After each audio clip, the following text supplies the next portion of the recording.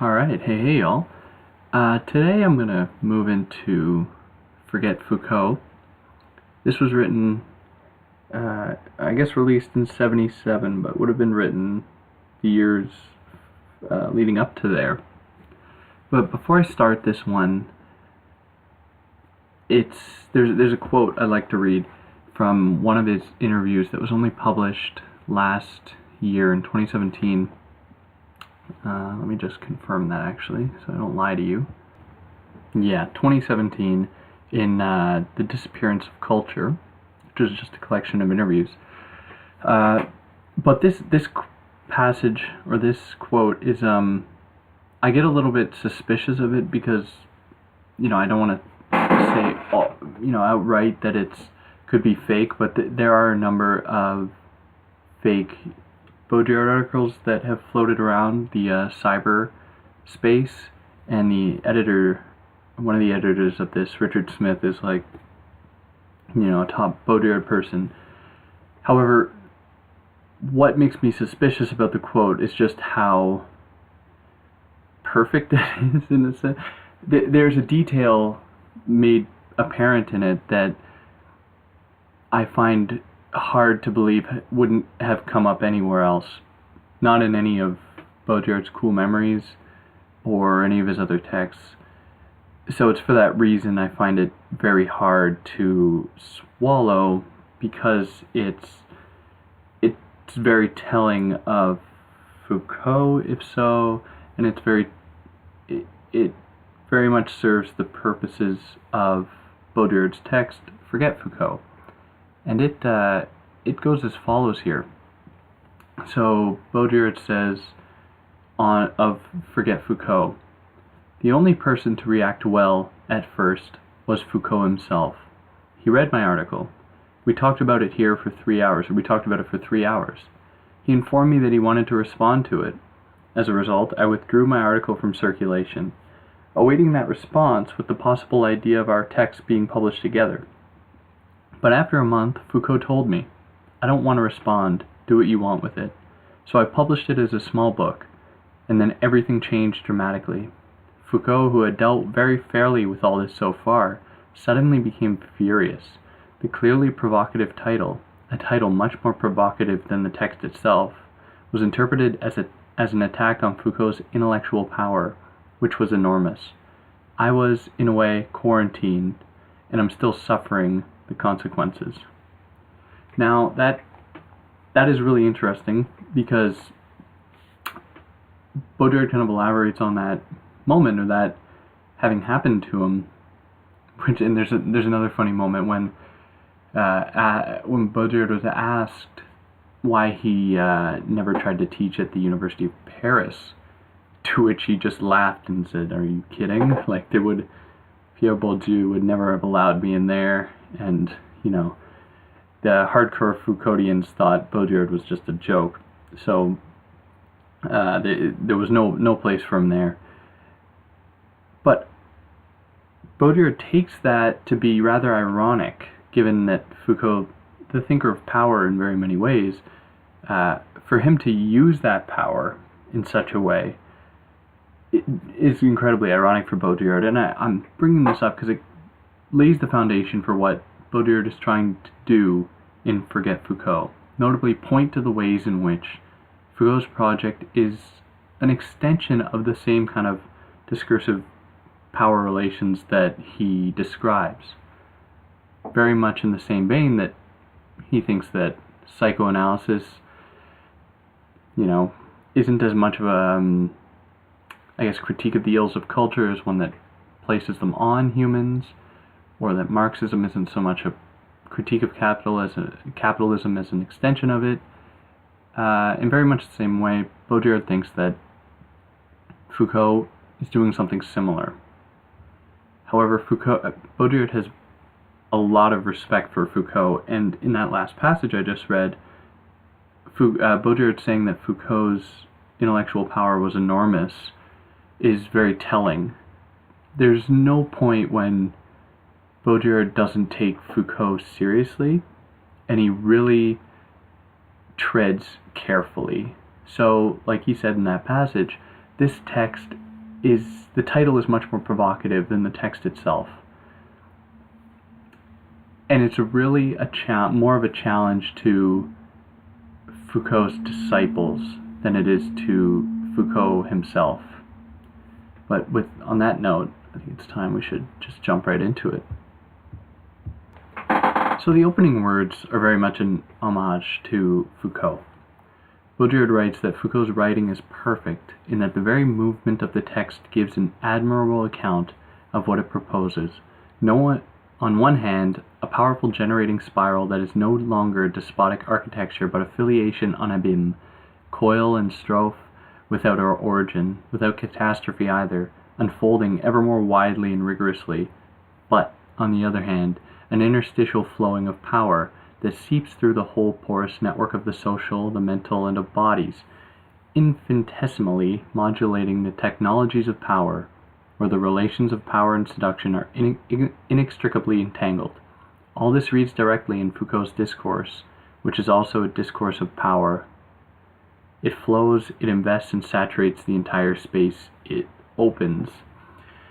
So what is Baudrillard doing here, other than just carefully selecting, not performing as much of an exegesis, but being rather selective in his reading of Foucault?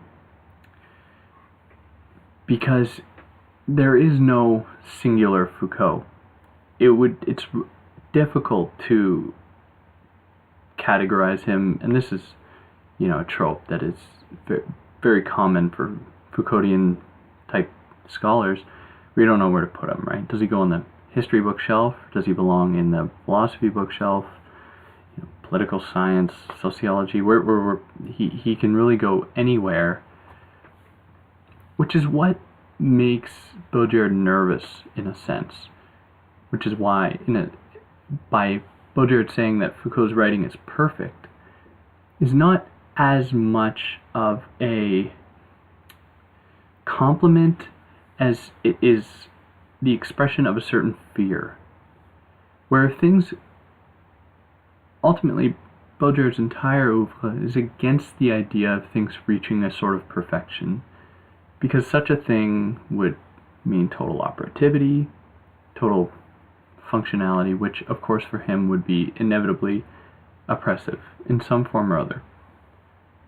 So when Foucault is placed on a pedestal, that, makes Baudrillard clearly nervous. So in short, for Baudrillard, Foucault's discourse is a mirror of the powers it describes.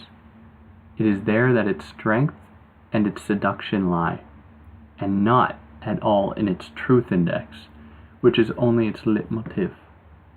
These procedures of truth are of no importance, for Foucault's discourse is no truer than any other. And this is a point of contention, not what Baudrillard is saying, but that element of Foucault where there have been questions raised about the validity of Foucault's historical analysis. So, for the most part, those people that read Foucault, especially the stuff that treads away from, or even actually through all of his texts, he is a very heavy citer. He relies heavily on archival texts that really provide a foundation for his arguments and really propel his arguments into new, untraversed territory. But in that sense, people have taken him to task on not so much the validity, but perhaps the narrowness of his readings of certain texts. So how can we read Linnaeus in such a way as to think about a system or a taxonomia or an order of things? Is it because Foucault, in a sense, went in with a certain idea and saw the points which affirm that idea and extracted it from that? So rather than just leveling that kind of criticism against him here, which other people have done, Baudrillard doesn't want to say that, no, Foucault simply leveled an incorrect reading. Baudrillard wants to resist saying that, because that would imply, of course, that there is the correct reading, and with enough analytic rigor, you can essentially get to the fundamental truth that lies underneath every text, or that is made manifest in any text, which is totally ridiculous for Baudrillard. So when he says that these procedures of truth are of no importance, for Foucault's discourse is no truer than any other, all that Baudrillard is saying is that no matter how historically charged Foucault's work is, no matter how analytically clear, no matter how precise his work can be, Baudrillard wants to say that we can never assume that there has been this, great breakthrough, this great stride towards truth, revealing the truth in history. And in one of the other talks I did here with Alex on the archaeology of knowledge, he made the point, Alex did, that we can't think of the development of the prison, of psychiatry, of the mental asylum, as being almost a necessary consequence to a very strict order or teleological order of things, or progression of things, but that these things came about rather arbitrarily. Which, in my reading of Foucault, I didn't necessarily think of it in that way, but it really gave me, it was kind of that light bulb moment, like, wow, of course. So the idea then that Foucault was himself aware of this very procedure, or this very possibility of replicating the same discursive power relations that he describes, and wanted to try to, develop, try to subvert, is very present here, or very present in Foucault. He's very much aware of that, and Baudrillard acknowledges that when he says that, I secretly believe that Foucault's discourse of truth, has no illusions about the effect of truth it produces. That, by the way, is what is missing in those who follow in Foucault's footsteps and pass right by this mythic arrangement to end up with the truth, nothing but the truth. So Baudrillard believes that those people that don't take Foucault's discourse is just another idea amongst many, but kind of place it in this transcendental position. And what is really striking about this text is that, being written in the mid-70s, Foucault was only, he would have just released Discipline and Punish. He would have had 6 or so books before that. And then you have this guy, Foucault in very many ways was God at that point, saying, like, no, we can't approach him in that way, lest he be subsumed by the very system of power that, we're trying to use him to get out of. Which is a critique that was, I think, way ahead of its time. I'm not familiar with many other critiques of Foucault at that time. I know Deleuze had a little piece in response to the history of sexuality, but not to this extent, not quite as polemical as this. So now we can start to get at a little bit more of the specifics, rather than looking at the methodological type critique that Baudrillard levels. So one of the first real specific, without being all that specific, things that Baudrillard addresses is the question of power. So Baudrillard asks flat out, but if Foucault spoke so well of power to us, is it only because power is dead? Is it because power doesn't actually exist? Which is a profound charge, and it's one that, this is a quote I've been looking for. It's something I read about a year and a half ago, and I cannot find it. I think it was in one of Foucault's lectures, where he says that we must remember that power does not exist. It would have been after Baudrillard wrote this. I believe, I'm saying this, but I've been trying desperately to find this quote, and I haven't been able to do it. But this is something that Foucault eventually acknowledged. But however, I digress. So, Baudrillard's criticism is that if power is everywhere, then surely it is nowhere. How can you describe something that exists everywhere? Describing water to fish. And in that way, we could propose a thought experiment and ask the question, to what extent can something be disseminated before it ceases to exist? And that is, in many ways, thinking about hyperreality in the media and simulation. The core of Baudrillard's project is just assuming that when things are proliferated to such an extent, they disappear. They no longer cease to have a kind of tangibility. They disappear into the void, right? Into the mediascape, into cyberspace, or whatever. So for Baudrillard, he sees in Foucault, rather than an acknowledgement of power's dissipation, he sees just almost a teleological sequence through Foucault's genealogy. So he says, for Foucault, the political has no end, but only metamorphoses from the despotic to the disciplinary, and at this level to the microcellular, according to the same processes belonging to the physical and biological sciences. Now this is all something that happened to power. It just underwent phases. It simply adapted and accommodated, going from the power of a certain king or a monarch, in which case there was a single locus of power.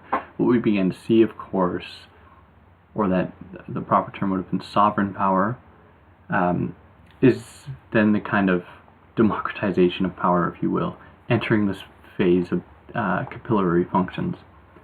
But for Baudrillard, that is patently absurd to think that such a process would have occurred. Because if there was such a thing as power, that power was always capillary. That power was always something that was formed, a spider web, right? It was just a mesh. In which case, anyone could hold on to it, which is an important idea, and it's an important one that really sets Baudrillard apart from something like Marxist thought, or in this case Foucault's thought, where there is a tendency to think about power as being located, thinking about power as having a certain locus, and that the people then operate under the aegis of said power, or under the aegis of said locus of power. So all that Baudrillard is doing here is just saying to Foucault that, okay, if you have this thesis of power, how can you justify its being able to adapt in such a way, unless of course it has always occupied this kind of capillary function, or this microcellular function, in which case, precisely because of its dilution, being diluted, I like making up words, it essentially disappears. So this idea extends beyond the domain of power to sexuality for Baudrillard, where he asks almost the exact same question. What if Foucault wrote so well of sexuality precisely because it was in the process of disappearing? I would go so far as to say that it already had disappeared, but if we were to give a rather vulgar example and think about this in terms of very, very literally, in the case of pornography, for Baudrillard, pornography is not the effacement of sexuality. Rather, it is the disappearance of sexuality through its proliferation, or through its not being erased, through its being put to the nth power. So, it is in that capacity that Foucault, or Baudrillard, really questions the strength of Foucault's project. So when, in the order of things, this argument would extend onto that when Foucault writes about, at the very end, when man being washed into the sea. For Baudrillard, and this is something that in my research I'm particularly interested in, is how do we consolidate there ever having been this notion of the human? Does Foucault's calling attention to the human not identify it, but actually create it in a sense? And by doing that, and this whole thesis of reversibility, how does Foucault calling attention to the end of man, or the human, actually mark its birth? And of course we can enter a certain discussion of the virtual, in a sense, simulation, where it is not so much as though man's face on the shore is washed away by the sea, but that it's, cast into the realm of simulation, or of the virtual, where it can never be washed away, where it is solidified, crystallized in its image. So it is in this way that forces that makes Baudrillard think that Foucault cannot trace this new spiral of sexual simulation, in which sex finds a second existence and takes on the fascination of a lost frame of reference. And this is nothing but the coherence lent by a given configuration to the myth of the unconscious. Now, this is all a symptom of Foucault's being caught within the classic formula of sex, which retroactively affirms there having been this idea of sexuality at one point that was clear, that was homogeneous, that was universal in a sense. Whereas Baudrillard, thinking about sex in terms of simulation, thinks about it as, always having been this thing that was open to change, the thing that resisted necessarily classification, that resisted identification. So Baudrillard's real concern here is that in Foucault's discourse, because there is the lack of recognition of the kind of multifaceted approach or the multifaceted character that sex can assume, especially in relation to the era of pornography, what he is doing is affirming there having been this thing called sexuality that was singular, that was, I guess, unchanging. So it is in this way that Baudrillard writes that Foucault cannot tell us anything about the simulating machines that double each one of these original machines, about the great simulating mechanism which winds all these devices into a wider spiral, because Foucault's gaze is fixed upon the classic semiurgy of power and sex.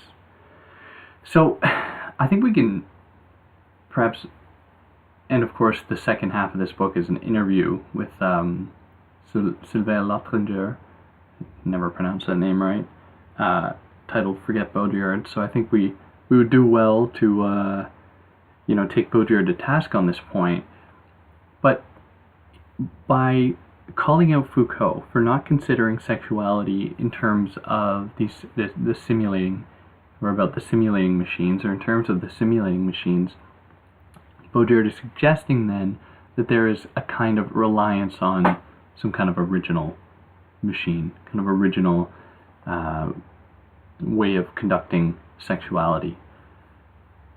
But in that sense, does Baudrillard himself rely by relying so heavily on these simulating machines, inadvertently promote the notion that there is such a thing as a non-simulating machine?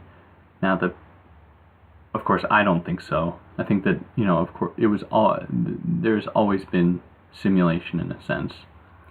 But what is it about these simulating machines, and what form do they necessarily take? Because it's difficult not to simply locate that in the contemporary episteme, or the information age, or the age of these computer technologies and stuff, when we can see the proliferation of pornography via the internet or whatever.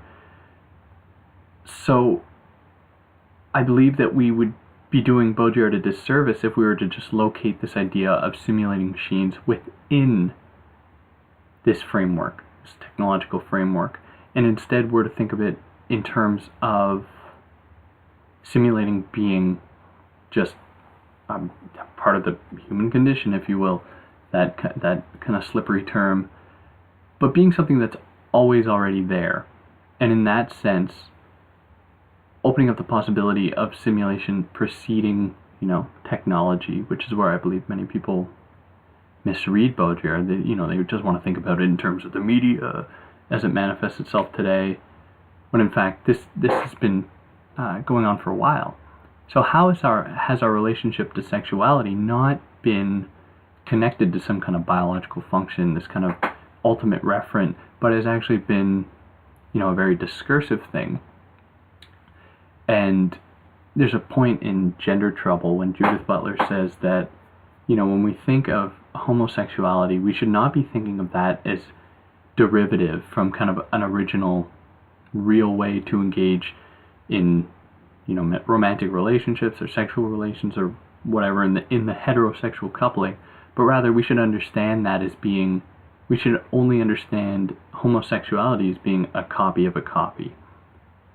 So in that way, it opens up this analysis of sexuality as always already having been within the realm of the discursive, and what I will very simplistically correlate with the realm of the simulation, which is, to render those two things correlative is a bit risky, but I'll do it here.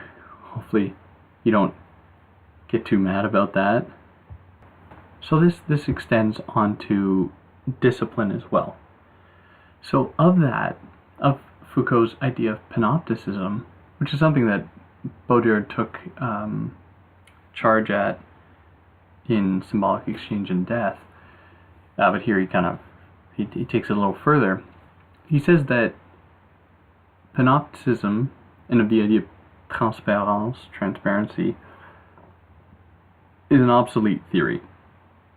So he says that such a theory of control by means of a gaze that objectifies, even when it is pulverized into micro-devices, is passé.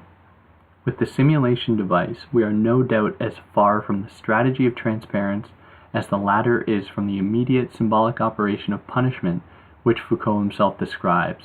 So the former being the notion of transparence, or that, invisible locus of power, and the latter being that despotic form of punishment. So Baudrillard, to this point, Baudrillard simply says that Foucault fails to address the way that surveillance, if I can use that term, manifests itself in the age of simulation, or in the current revolution of the system.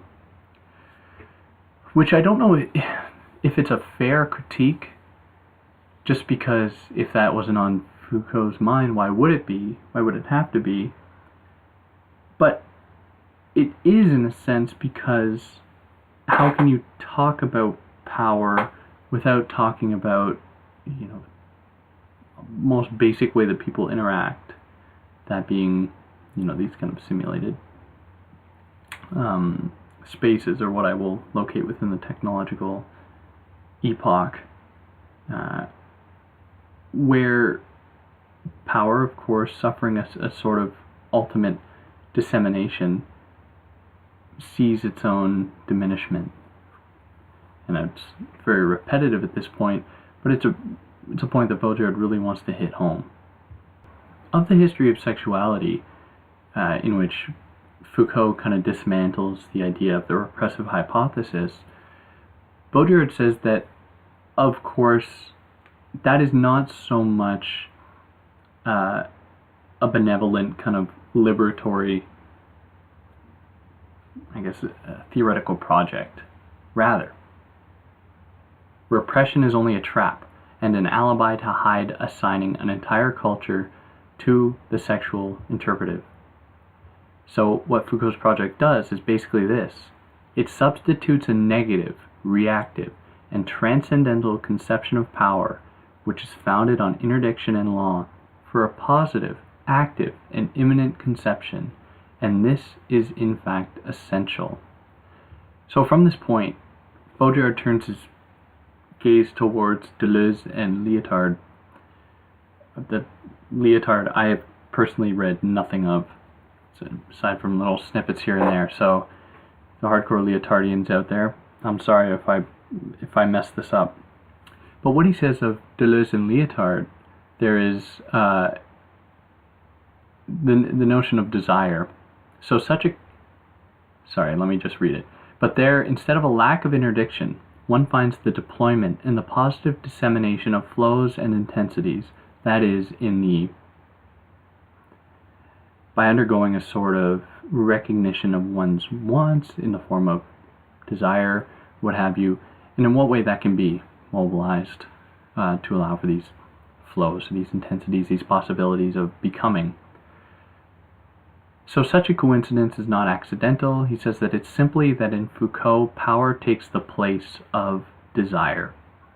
It is there in the same way as desire in Deleuze and Lyotard, always already there, purged of all negativity, a network, a rhizome, a contiguity diffracted ad infinitum. That is why there is no desire in Foucault. Its place is already taken. Looking at it the other way around, one may wonder if, in the schizoid and libidinal theories, desire, or anything along that line, is not the anamorphosis of a certain kind of power, remaining under the sign of the same immanence, the same positivity, and the same machinery, which going every which way.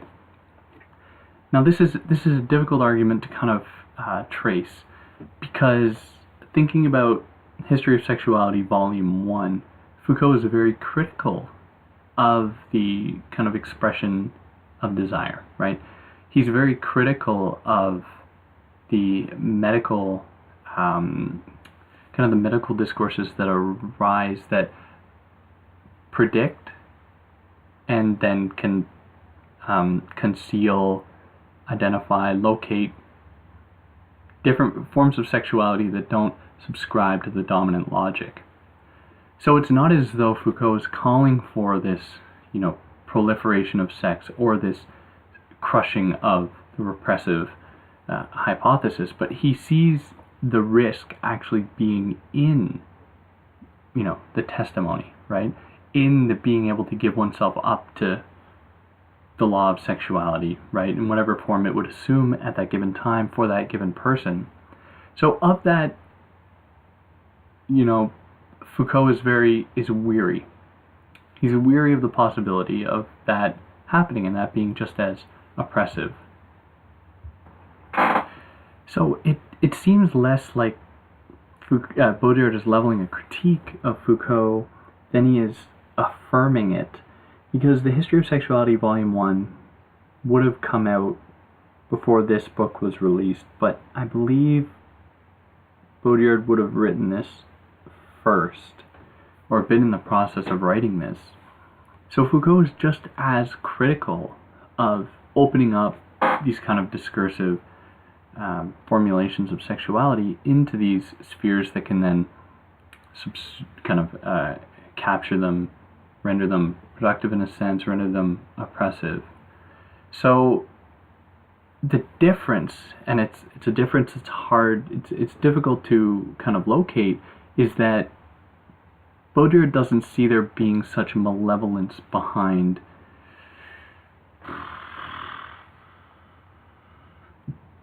or there being a single point that takes up this sexual discourse or discourse around sexuality and then turns it back as a sort of oppressive phenomenon, or renders it oppressive.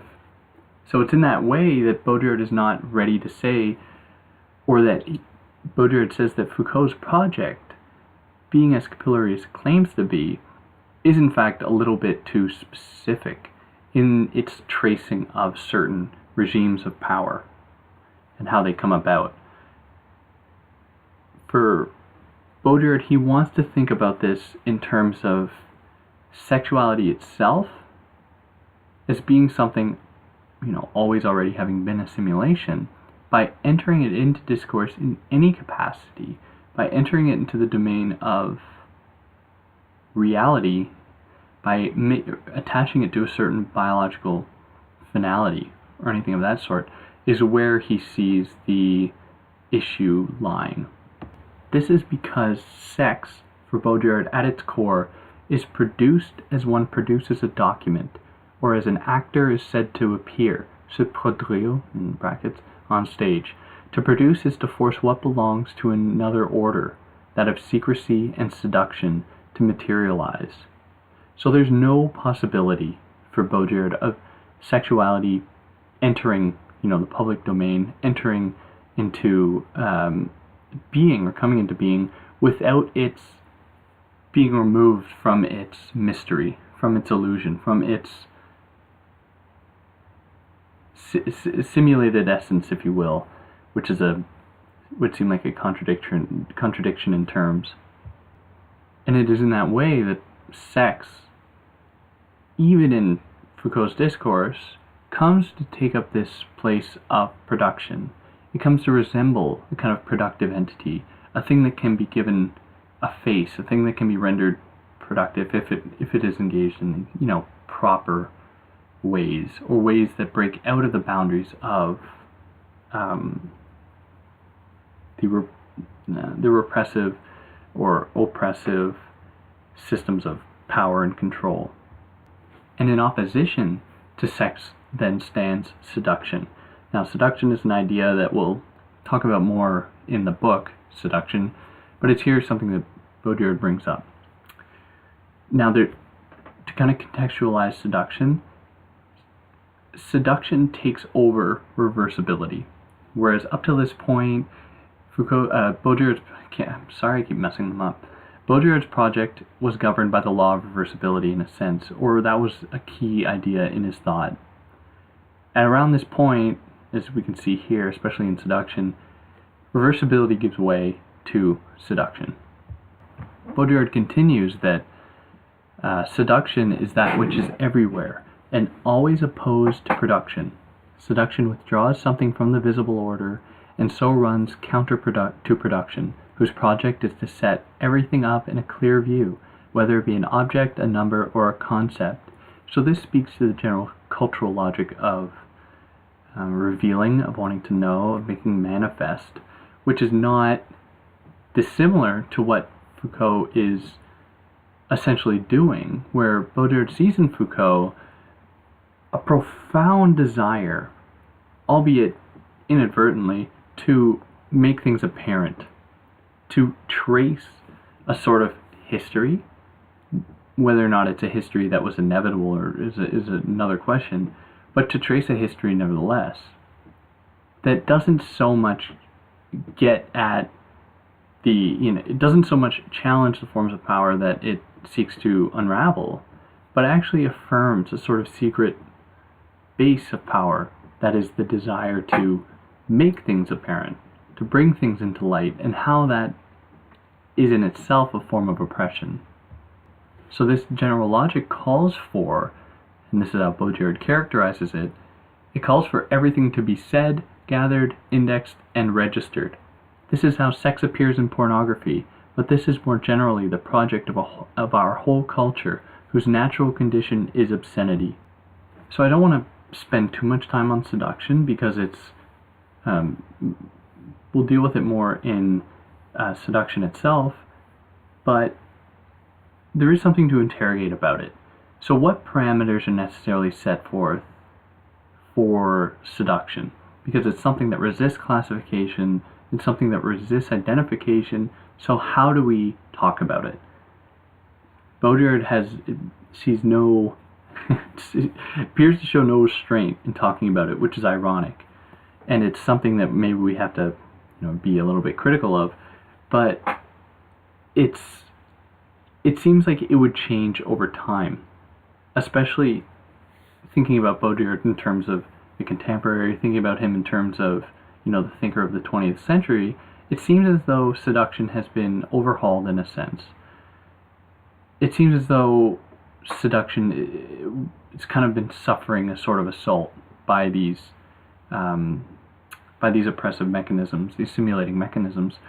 So in what way then is seduction fragile? Is seduction susceptible to a sort of reevaluation or kind of re-territorialization that throws off this idea that seduction is always already present? So even to, I guess, utter these words, we enter in a slippery territory where we have, the only way to actually talk about it is to in fact talk about it. And then are we just replicating that same, are we removing from seduction then its kind of transcendental properties? I use the term transcendental because Baudrillard says it's always already there. It's something that is transhistorical. And in that sense, it is the secret logic to all systems, to all thought, to all organization. But at the same time, what use is there to talk about it if it's always already there and it cannot be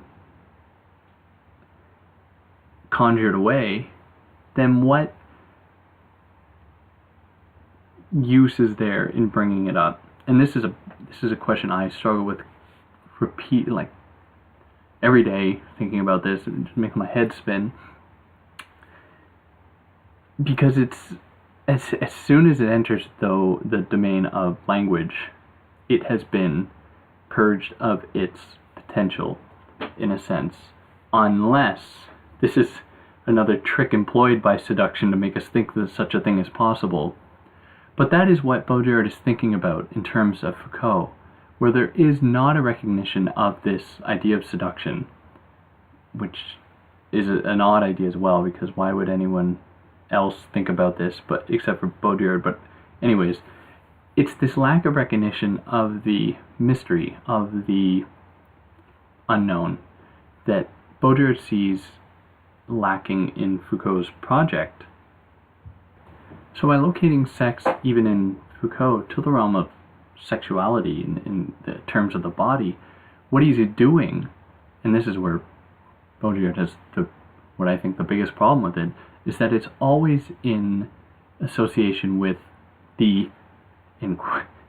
is his word term, the orgastic function, or the rendering, the sexual in this framework has become strictly the actualization of a desire in a moment of pleasure. So this is diametrically opposed to seduction that relies on not so much the realization of a sort of desire, precisely because seduction wrests people away from their own wants and needs and renders them powerless, which is why seduction is so radical for Baudrillard, precisely because it absolves all power. It neutralizes it precisely by this law of reversibility. So Baudrillard then says rather comically that ours is a culture of premature ejaculation, where there's that obsession with the ejaculation, or associating the immediate pleasure with sexuality, with seduction, with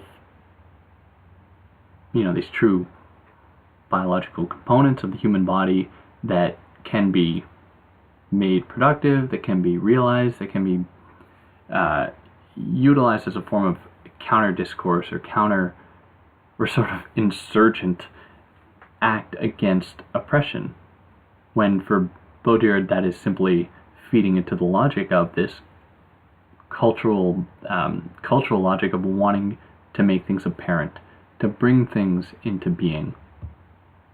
So what do we open ourselves up to when we think about power in terms of its capillary functions? For Baudrillard, and this is a really interesting moment, especially in relation to like post-human studies, post-humanism, with this turn in the discourse of power, at least how Foucault describes it, we see what benefit there is over the old finalist dialectical or repressive theories in supposing a total positivity, a teleonomy, and a microphysics of power. But we must also see what we are getting into, a strange complicity with cybernetics, which challenge precisely the same earlier schemas. Foucault does not, for that matter, hide his affinity with Jacob, Monod, and recently Jacques Rouffier, de la biologie à la culture. So the same can be said of Deleuze's molecular topology of desire, whose flows and connections will soon converge, if they have not already done so with genetic simulations, microcellular drifts, and the random facilitations of code manipulators. And this is something I work out in my work, kind of locating the distinction between Baudrillard and Deleuze, of which between the two of them they share a number of affinities. There are a lot of points of difference, though, precisely because, Deleuze's call to deterritorialize or whatever for Baudrillard would be very suspicious. There is a striking lack of critique, or just assume critique because Baudrillard's so polemical, but analysis of Deleuze in Baudrillard's work here. He never got around to writing that book, but where I see that, my Baudrillard mind conflicting with Deleuzean stuff is that trying to craft a place for oneself in the deterritorialize yourself imperative is not so much a challenge to the system as much as it proposes itself to be, but actually feeds into the very logic that Baudrillard is describing here. It coming down to the individual that has a certain set of wants that can be mobilized, can be first understood, and then understood as subversive, and then mobilized. So it undergoes that procedure, which all ironically rely on a certain subject position that, thinking about 1,000 Plateaus, is something that Deleuze and Guattari are very clear in renouncing, trying to get away from. So there's that, but that's for another day. Deleuzians can take me to task on that one. I certainly hope you would. Any drive then towards consolidating power or consolidating one's own being rubs up against the logic of seduction, because it implies that such a thing cannot be reversed. And for that reason, Baudrillard says that in his later work in Carnival and Cannibal, he says that these systems of power, these dominant schemes, are inevitably feed upon themselves, and then they crash. So this is why, for Baudrillard, things like totalitarianism would never work. In that, and thinking back to symbolic exchange and death, when thinking about the World Trade Centers, he says it is because of their duality that they work so perfectly. And we think of the United States as being the perfect example of this kind of two-party system, right? If it was a one-party system, it would crash. In Baudrillard's case, because there's no allowance of seduction to occur, of reversibility, as superficial or as cosmetic as we might think it to be. There must still be room for it. So, but this is the same thing. Everything wants to be exchanged, reversed, or abolished in a cycle. This is in fact why neither repression nor the unconscious exists. Reversibility is always already there. So then seduction is stronger than power, because it is a reversible and mortal process, while power wants to be irreversible like value, as well as cumulative and immortal like value. So Foucault's project then for Baudrillard is that it unmasks all the final or causal illusions concerning power, but he does not tell us anything concerning the simulacrum of power itself, which is, thinking about the history of the simulacrum, something that we'll get into with simulacrum and simulation.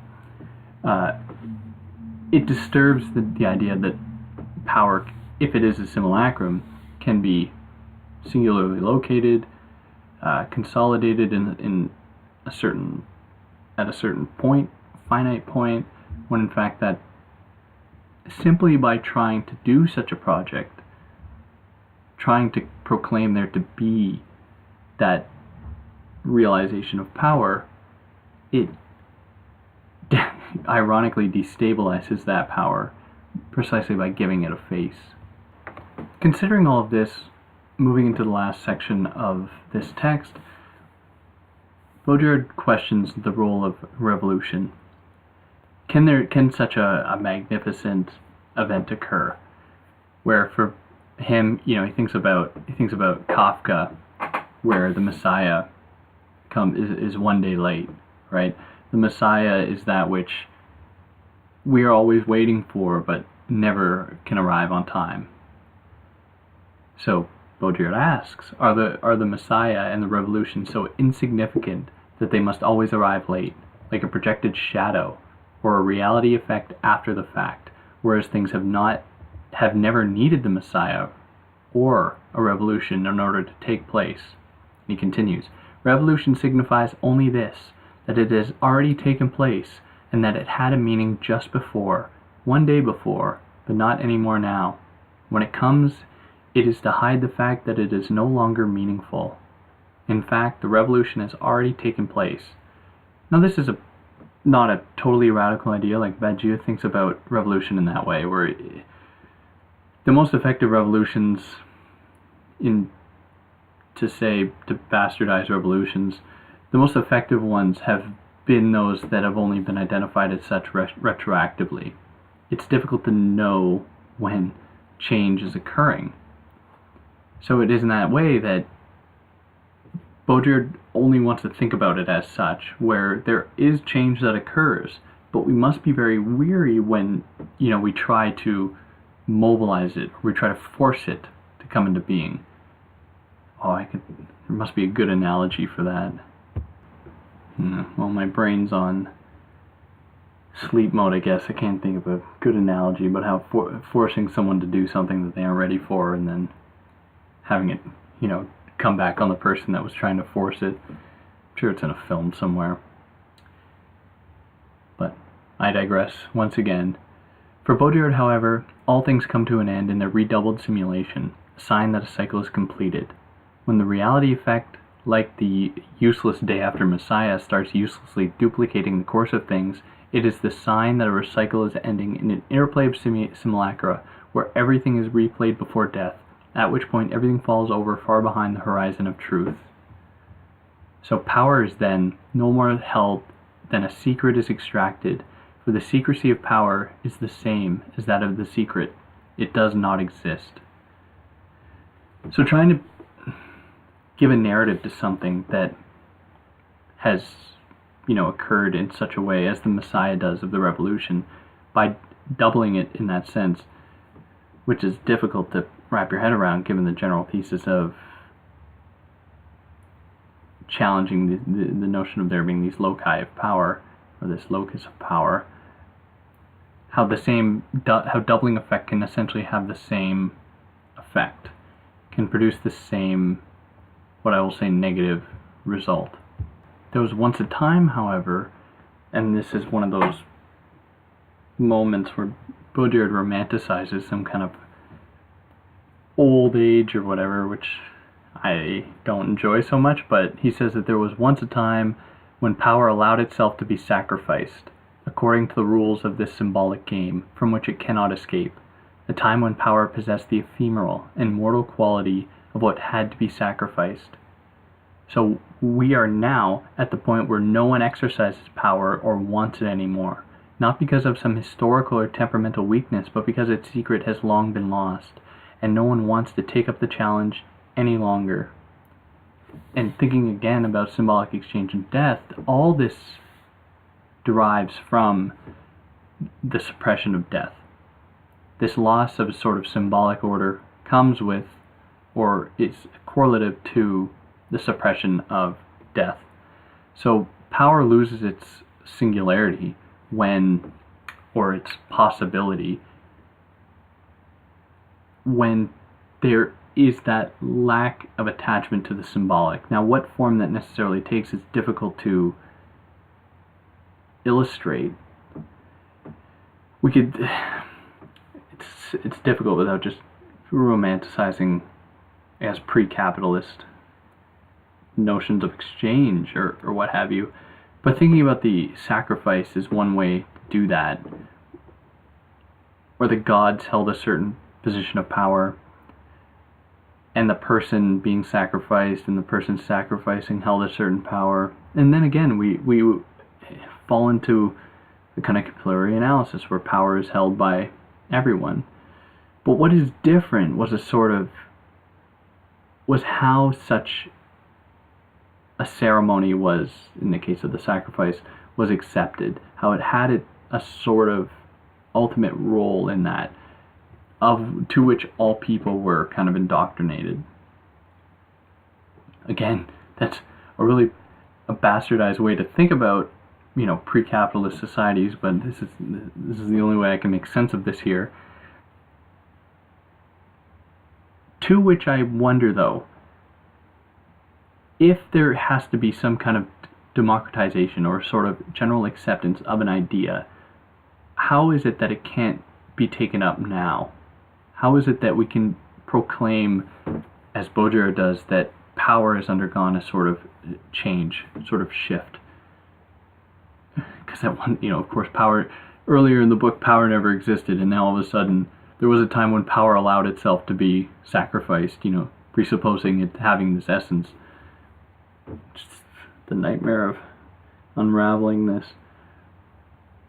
But if we suspend that part, if we were to think now of what allowed power to come into fruition in that age, I would think there would have to be some kind of acceptance of it as such, total acceptance, which makes me wonder why it can't necessarily come up now or in any other capacity. I'd be really curious to hear what other people have to say about that, if anyone wants to take that up.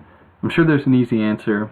I really don't want to claim to know this stuff more than anyone else. I'm just trying to deal with what I have here, but really, if anyone has anything, but I'll continue now. Well, actually, I see here, he says that when one talks so much about power, it's because it can no longer be found anywhere. So I guess it's when power doesn't have a face that it actually exists. As incredibly paradoxical as that sounds. When it lies outside of the domain of sight, which I think would hold with the general thesis of this book, or this pamphlet, this very short book, when it is out of that realm, which abides by a certain cultural logic of forcing things into being, then it retains its power. So he says that this is why, leaders were killed when they lost that secret, that power had to be hidden. As soon as leaders proclaimed their power, really tried to, take up this divine right of kings, for example, then they are killed. They are sacrificed in a sense to kind of return power to its slumber, to make power invisible again, because full exertions of power are terrifying, but they're also they rub up against the secrets of the universe that are made manifest in seduction, or that are embodied by seduction. And I think we currently try to convince ourselves that power is something that comes about, and power is something that plays a key role in our lives, because power is much easier to understand than seduction. Power can be identified. And I think, this is my own hypothesis, thinking about contemporary politics today, especially in the United States. There's a profound desire on each side to see in the current president a kind of totalitarianism, or a kind of hegemonic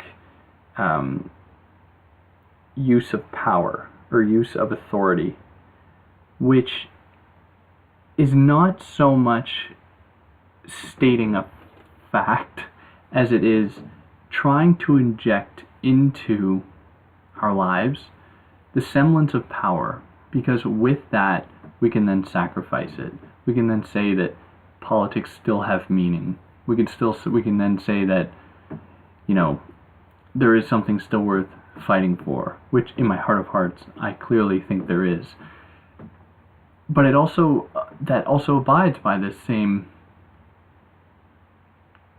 desire to render power visible, to bring it into being, which is where it's rather oppressive. But it's only when it retains that being, because you can't challenge seduction, at least not for Baudrillard here. Only when power is made to become can it then be challenged, which is why there's such calls for certain people to be cast as fascists, because fascism in the 20th century, according to Baudrillard even here, is that fascist power is then the only form which was able to reenact the ritual prestige of death, but most importantly here, in an already posthumous symphonie mode, a mode of one-upmanship and mise-en-scène, and an aesthetic mode that was no longer truly sacrificial. So there's no doubt then that fascism, for example, is the first obscene and pornographic form of desperate revival of political power. And that was really a special event. Like, there's no denying that was an extreme form of power that had some of the worst consequences to ever be seen. But there is a desire, because of its kind of extreme manifestation, there is a desire to equate things to that now, because that is the ultimate version of power that we know in recent history, at least for Europeans. But we use that as a sort of template. We use that as a base from which to inscribe on others, or on people that we believe are performing us, trying to claim the law of power. We inscribe that discourse onto them, or that idea onto them. So then we can convince ourselves that power is something that exists, that power is something that hasn't disappeared, that power is something that can be overthrown, giving us this, kind of comfort that we are still in a world that we can control. So this is, I think, a good place to end, and it's best to end, I think, here with how Baudrillard ends the text. He says that in any case, power lures us on, and truth lures us on. Everything is in the lightning-quick contradiction in which an entire cycle of accumulation of power or of truth comes to a close. There is never any inversion or any subversion. The cycle must be accomplished, but it can happen instantaneously. It is death that is at stake in this contradiction. So this is where his book ends, but the rest, at least in my version, is there's an interview appended to it titled "Forget Baudrillard," in which they don't actually talk about what that would mean to forget Baudrillard. And I might do this. Doing interviews is difficult, right? Because it's difficult there's no argument being traced out. It's just these kind of aphoristic question and answers, which it's difficult to present without just reading it. So I don't think I'll do that one, but I recommend people read it. It does clarify some points, especially some of the Deleuze stuff, or where Baudrillard sees a distinction between them, himself and Deleuze. But with that being said, thank you for listening. If you've made it this far, I'd be really curious to hear what other people have to say. I struggle greatly with this stuff. I've really tried to make it accessible, but that isn't to say that I could necessarily talk about this in any more nuanced ways. I really want to show my humility. This stuff is difficult, and I really don't want to claim to be someone that knows it excellently. But on that note, thanks for listening, and I'll see you soon.